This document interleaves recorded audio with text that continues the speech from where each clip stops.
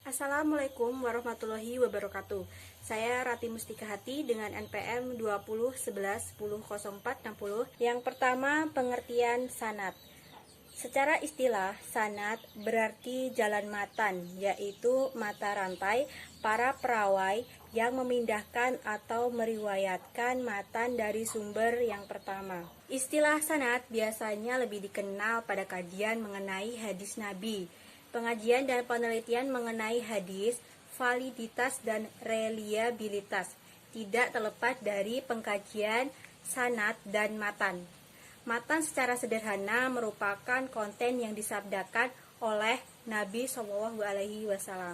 Sedangkan sanad merupakan runtutan dan jaringan para rawi penerima konten hadis. Kedua, kritik sanad. Secara istilah, kritik sanad adalah upaya menyeleksi, membedakan antara hadis sahih dan dhaif dan menetapkan status perawi dari segi kepercayaan atau cacatnya.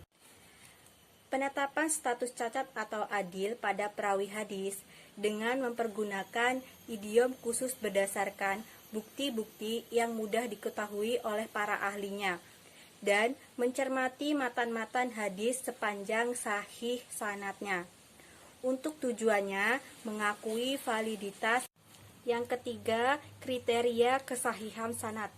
Yang pertama, ketersambungan sanad adalah sampainya hadis pada akhir sanad dan perawi dalam sanad itu benar-benar menerima hadis dari guru-gurunya dan terdapat interaksi dan hubungan intelektualitas antara guru dan murid. Yang kedua, adil perawinya adalah al-rawi. Secara etimologi, adil berarti seimbang, lurus, pertengahan, atau menempatkan sesuatu pada tempatnya. Yang ketiga, sempurna ingatan perawinya. Yang keempat, terhindar dari syad. Yang kelima, terhindar dari ilat. Assalamualaikum warahmatullahi wabarakatuh. Perkenalkan, nama saya David Primaida dengan nomor NPM 211100448. Di sini saya akan menjelaskan tentang matan. 1. Pengertian matan. Kata matan berasal dari bahasa Arab matana, yang berarti punggung jalan, muka jalan, tanah yang tinggi dan keras. Matan kitab adalah berarti yang tidak bersifat komentar dan bukan tambahan-tambahan penjelasan. Matan hadis bermuatan konsep ajaran Islam mengambil beragam bentuk antara lain sabda penuturan Nabi, hadis qauli, surat-surat yang dibuat atas perintah Nabi yang selanjutnya dikirim ke petugas di daerah atau kepada pihak-pihak di luar Islam. Firman Allah Subhanahu wa taala selain Al-Qur'an yang disampaikan kepada umat dengan bahasa tutur Nabi, hadis qudsi. Pemberitaan yang berkait dengan Al-Qur'an seperti interpretasi Nabi ayat-ayat tertentu, tafsir Nabawi. Perbuatan atau tindakan yang dilakukan Nabi diriwayatkan oleh sahabat, hadis fi'li atau amali. Sifat dan hal-hal pribadi Nabi, hadis khalaqi. Perilaku dan kebiasaan Nabi dalam tata kehidupan sehari-hari, hadis khuluqi. Sesuatu yang direncanakan dan ancaman yang ditunjukkan kepada orang lain atau kelompok sekalipun terlaksanakan, hadis hami. Perbuatan atau sikap terbuka sahabat di mana Nabi mengetahuinya dan Nabi bersikap membiarkan tanpa menegur dan melanggarnya, hadis takri.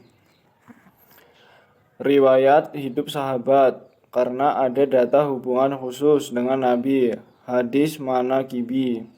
Prediksi keadaan yang kelak terjadi seperti hadis tentang prediksi fitnah dan gejala datangnya hari kiamat. Kejadian kebijakan sahabat peninggal Nabi yang berpotensi sebagai penjabaran ajaran Islam, pelestarian sunnah nabawiyah. 2. Kritik matan. Dalam bahasa Arab, kritik hadis disebut dengan Naqd al-matan al-hadis. Kata naqd inilah kemudian diterjemahkan dengan kritik. Kriteria kesahihan matan.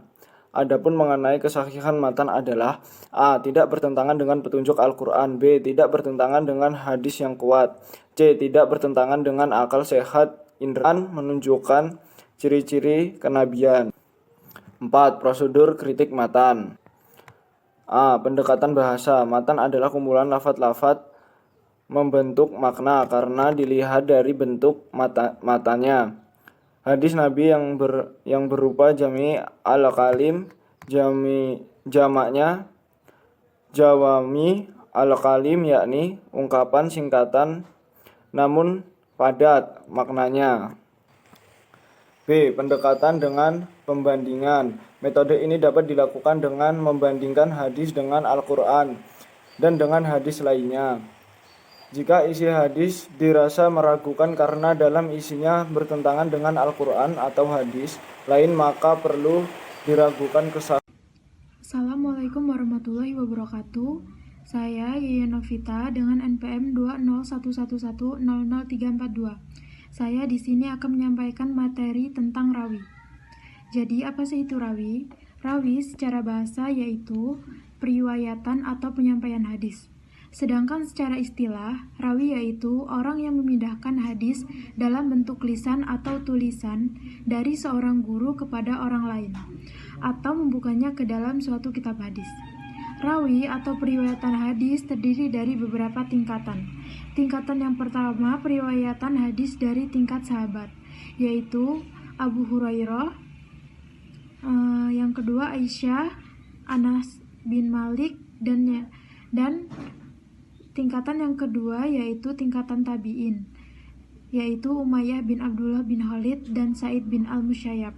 Yang ketiga, periwayatan hadis dari tingkat mudawin, yaitu ada Imam Bukhari, Imam Muslim, Imam An-Nasyai, Imam Ahmad, Imam Tirmizi, Imam Daud, dan Ibnu Majah. Kritik rawi. Salah satu yang menentukan sebuah hadis dikatakan sahih adalah apabila telah terverifikasinya seorang perawi hadis dengan baik, mengikuti standar yang telah ditetapkan oleh masing-masing kritikus hadis. Kemudian meskipun standar tersebut ditentukan oleh masing-masing kritikus, namun secara garis besarnya mereka menyepakati hal yang harus dipenuhi itu. Maraknya kritik terhadap rawi sendiri telah dimulai ketika bermunculannya firqah dalam Islam yang berkonsekuensi terhadap permukaan munculnya hadis maudhu dan diperparah dengan kondisi sosial, politik, ekonomi, mazhab, dan lainnya, sehingga memberikan legitimasi dalam mengamalkan dan membuat hadis maudhu. Pendekatan dalam perawi hadis. Suatu hadis dapat dikategorikan sebagai hadis yang sahih apabila perawinya memenuhi kriteria berikut ini, yaitu yang pertama baligh, kemudian Islam atau Muslim, kemudian perawinya adil, kemudian perawinya dhabit, kemudian tidak syadas atau janggal, dan yang terakhir terhindar dari ilaat.